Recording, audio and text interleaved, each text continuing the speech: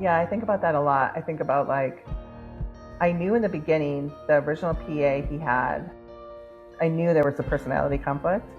Like from the very start, I know burnout. I know healthcare burnout. And I knew she was burnt out. I should have said something in the very beginning. She was at apathy.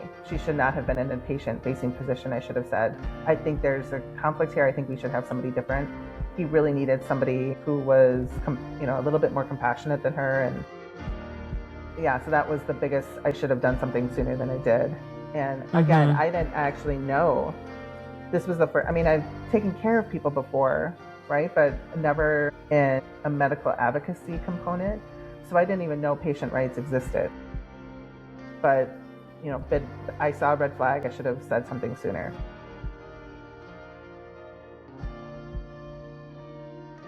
I share a lot on LinkedIn about my journey as a caregiver and as a storyteller, and why I'm so passionate about, even though my husband's cancer journey was 2024, the caregiver journey doesn't end when the cancer treatment ends. But I am, a year and a half out from that. I'm still really vocal about what happened, and still really vocal about giving other caregivers resources, because I am a storyteller and I do have, the ability to share vulnerably and feel comfortable sharing. So I appreciate the opportunity to come on here and talk about caregiving and what's going on in the world in that space.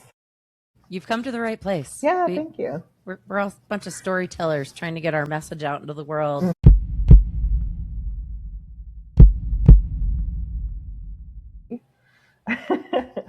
And he was diagnosed by voicemail the Tuesday after Thanksgiving. By voicemail? Yeah. Oh, God. Okay. Oh, my goodness. Yeah. So it was the Tuesday after Thanksgiving. I'm sitting in a Fry's parking lot, and I get a text message. And at that point, you're on high alert. Every noise kind of freaks you out. My phone beeps. I look at it before I go in the grocery store, and it's a voicemail message from my husband. He had forwarded me. And I open it without really thinking, and I listen to it. And it's like a 2-minute long ramble from his primary care physician, who was like, yes, it came back malignant.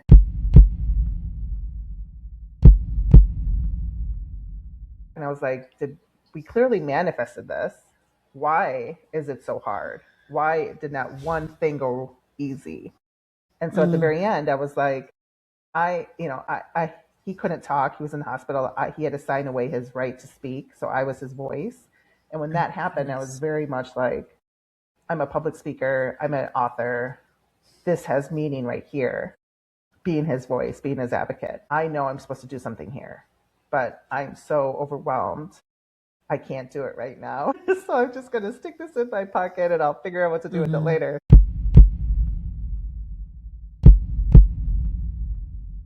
Unapologetically Enough was my first book, really talking about my journey through burnout. I launched a nonprofit in 2011 that caught on fire, grew nationally, and I did not know how to stay with the demand. And so I had to learn how to recover from burnout in 2012 before it was something that you talked about anywhere. And I learned a lot about your vagus nerve and resetting your nervous system and the right mindset and creating boundaries on my own, just piecemeal. So I published that book in 2022, which did really well and landed on a lot of HR desks, actually, which led me to doing burnout recovery seminars. So I followed it up with a workbook called the Enoughness Method, really breaking down how do you reset your nervous system 60 seconds at a time. Because, taking big hiatuses doesn't really work for people anymore, right? We have to figure out how to adjust our everyday habits.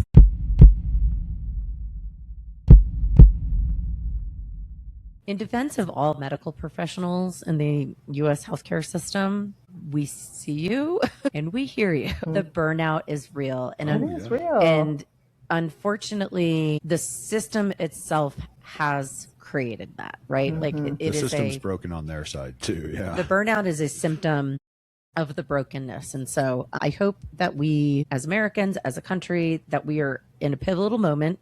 I think we are. Yeah. To change the trajectory of the American healthcare system. having the right people making the right decisions and doing things for the right reasons. Thanks for joining us on the Healthcare Uprising. Make sure to hit those like and subscribe buttons before you go, and take a moment to think of a friend and hit that share button. You can find us on all the major audio platforms, and we've got video on YouTube if you want to watch us in action. You can also find us on social media on LinkedIn, TikTok, and Instagram. Just search Healthcare Uprising to find us. And if you're a new company with a cool new product, if you're someone innovating alternative methods for the health and wellness space, or if you have a personal healthcare journey you'd like to share with us here at The Uprising, please email us at healthcareuprising@gmail.com, and we'll get back to you about coming on the show. Well, that's all for this dose of Healthcare Uprising. Until the next time, keep looking for the good in the world, because sometimes it's where you least expect it.